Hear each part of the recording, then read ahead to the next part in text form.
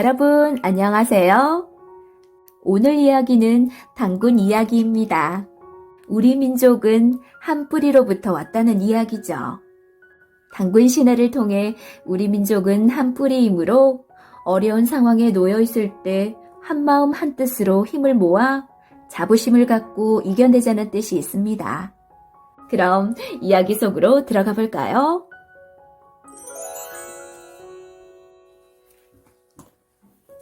단군 이야기. 까마득한 오랜 옛날에 세상 하나가 있었습니다. 하늘 세상이 있고 땅 세상이 있었으니 하늘에는 신들이 살았고 땅에는 사람들이 살았습니다. 하늘을 다스리는 이는 환인이었습니다. 환인에게는 여러 명의 아들이 있었는데 그 중에서도 환웅은 땅 세상 사람들에게 관심이 많았죠. 사람들은 나뭇가지로 덮은 움막에서 지내며 사냥을 하거나 열매를 따먹고 살았습니다. 하지만 추운 겨울에는 열매를 얻지 못했고 사냥감을 놓칠 때도 많았습니다. 그럴 때마다 환웅은 몹시 안타까워했죠.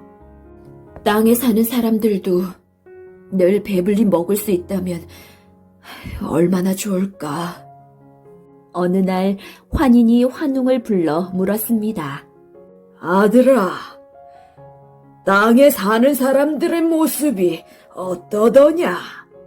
환웅이 고개를 숙이고 대답했습니다. 사람들은 언제나 먹을거리를 구하기 위해 애를 씁니다.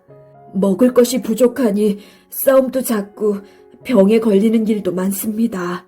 그런 사람들을 보면서 무슨 생각을 했느냐?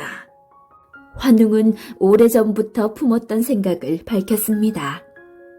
땅으로 내려가 사람들을 널리 이롭게 하고 싶습니다. 환희는 아들의 대답이 마음에 들었습니다. 나의 뜻이 너의 뜻과 같도다.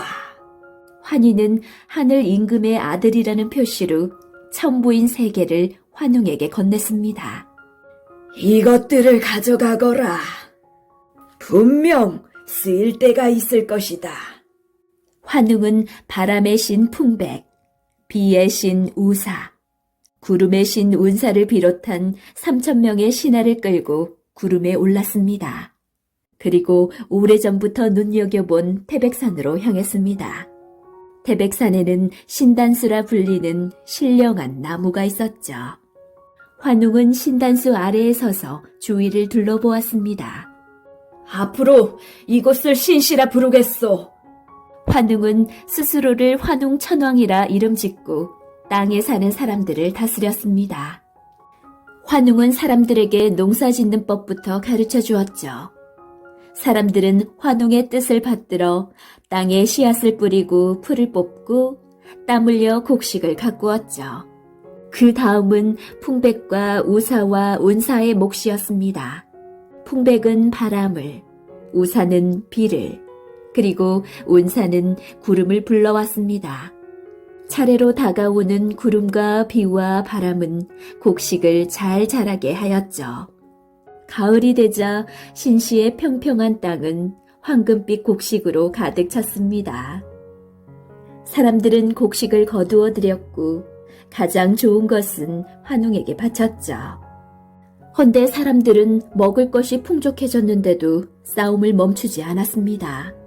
먹을 것이 풍족해지더니 더 많이 가지려고 싸웠던 것이죠. 환웅은 사람들을 불러 모은 뒤 천부인 가운데 청동거울을 꺼냈습니다. 청동거울은 햇빛을 받아 사람들의 얼굴을 고루 비추었습니다. 사람들은 신령한 빛을 보자 모두 고개를 숙였죠. 나는 사람들을 이롭게 하기 위해 이 땅에 왔도다. 환웅이 큰 소리로 외치며 청동검을 뽑아들었습니다. 다른 사람의 것을 탐내는 이는 하늘의 칼로 다스리겠다. 환웅은 잘못을 저지른 사람에게 엄한 벌을 내렸습니다. 그리하여 사람들은 옳고 그른 것을 처음으로 알게 되었죠. 환웅은 마지막 보물인 청동방울을 꺼내 흔들었습니다. 방울 소리는 아픈 사람을 낫게 하는 신령한 힘이 있었죠. 그렇다고 방울 소리가 모든 병을 치료해 주는 것은 아니었습니다. 환웅은 심한 병에 걸린 사람은 죽게 된다는 것과 대신 죽은 사람을 위해 정성껏 장례 지내는 법을 가르쳐 주었습니다. 환웅은 농사에 관한 일, 선과 악에 관한 일, 질병에 관한 일 등 360여 가지의 일을 맡아보며 사람들을 깨우쳤습니다. 환웅이 하늘에서 내려온 뒤로 땅 세상은 살기 좋은 곳이 되었습니다.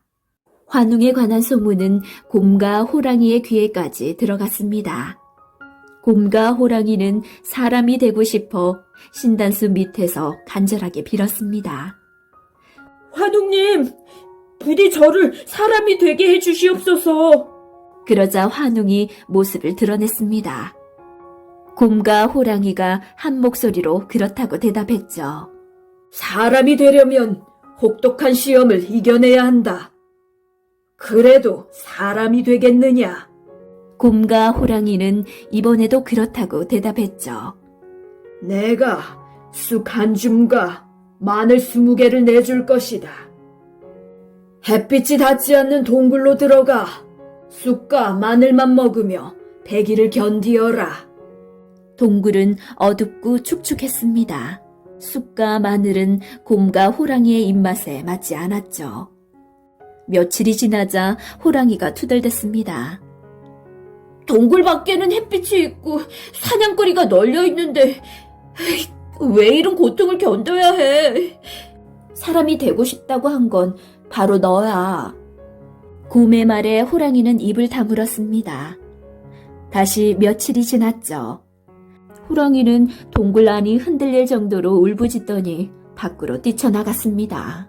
혼자 남은 곰은 하루하루를 힘겹게 견디어냈죠. 동굴에 들어온 지 20날이 지나고 다시 하루가 더 지나갔습니다. 곰의 몸에서 서서히 변화가 일어났죠. 털이 사라지더니 사람의 피부로 바뀌었습니다. 마침내 곰은 사람이 되었죠. 환웅이 곰의 진심을 읽고 20하루 만에 사람으로 바꾸어준 것입니다. 곰은 여자가 되었고 옥녀라는 이름도 얻었습니다. 사람이 된 옥녀에게 또 다른 바람이 생겼죠. 바로 아이를 낳는 일이었습니다. 옥녀는 신단수 아래에서 깨끗한 물 한 그릇을 떠놓고 아이를 갖게 해달라고 빌고 또 빌었습니다. 옥녀의 간절한 마음이 또다시 환웅을 움직였죠. 하지만 환웅은 신이었고 옥녀는 사람이었습니다. 환웅은 사람의 모습으로 변하여 옥녀 앞에 나타났습니다. 환웅과 옥녀의 결혼식이 성대하게 치러졌고 10달 뒤에 옥녀는 남자아이를 낳았습니다. 하늘과 땅을 잇는 신성한 아이가 태어난 것입니다. 환웅은 아이에게 당군이라는 이름을 붙여주었습니다. 당군은 훌륭한 남자로 자라났습니다. 부드러우면서 어진 성품, 사람들을 돌보아주는 모습도 환웅을 꼭 닮았습니다. 환웅은 당군이 참으로 대견했죠. 어느 날 밤 환웅은 당군을 조용히 불러 천부인 3개를 내주었죠. 이제부터는 내가 사람들을 다스려야 한다. 당군은 환웅의 뜻을 잘 알아들었죠. 환웅은 다시 하늘로 돌아가려는 것이었습니다. 풍백과 우사, 온사와 3,000명의 신하도 함께 올라갔습니다. 당군은 신단수 앞에 서서 청동 거울을 들어 보였습니다. 환웅 천왕은 하늘로 올라가셨습니다. 내가 그 뒤를 잇겠습니다. 당군은 청동검을 뽑아 들고 청동 방울을 흔들었습니다. 환웅 천왕의 천부인 3개가 자신에게 있음을 보인 것입니다. 나이 많고 지혜로운 사람 3이 앞으로 나왔죠. 저희는 단군을 따르겠습니다. 남은 사람들도 앞으로 나왔습니다. 단군을 외치는 사람들의 목소리가 하늘과 땅을 가득 채웠습니다. 새로운 땅을 찾아 나라를 세우겠노라. 당군은 사람들을 이끌고 평양성으로 향했습니다. 평양성에 도읍을 정하고 나라 이름을 조선이라 지었으니 이는 곧 우리나라 최초의 국가입니다. 조선에는 더 많은 사람들이 모여들었죠. 당군은 사람들이 잘 어우러져 살 수 있도록 법을 만들고 사람들이 죽으면 제사를 지내 그 넋을 위로했습니다. 사람들은 당군을 단군 왕검이라 불렀죠. 당군은 1500년 동안이나 나라를 잘 다스렸습니다. 그 뒤에는 환웅이 그랬던 것처럼 후계자를 정하여 천부위를 넘겨주었죠. 당군은 환웅처럼 하늘로 올라가는 대신 태백산으로 들어가 나라를 돌보는 산신이 되었습니다. 당군 왕검은 고조선을 세우고 무려 1500년 동안이나 나라를 다스렸다고 해요. 정말 그 오랜 세월 동안 죽지 않았을까요? 당군 왕검은 사람의 이름이 아니라 지위를 가리키는 말이에요. 단군은 제사장을, 왕검은 정치 지도자를 뜻해요. 단군 왕검은 종교와 정치를 모두 아우르는 이름이죠. 따라서 단군 왕검이 1500년 동안 나라를 다스렸다는 것은 대대로 새 지도자가 단군 왕검의 지위를 물려받아 나라를 다스렸다는 뜻이 된답니다.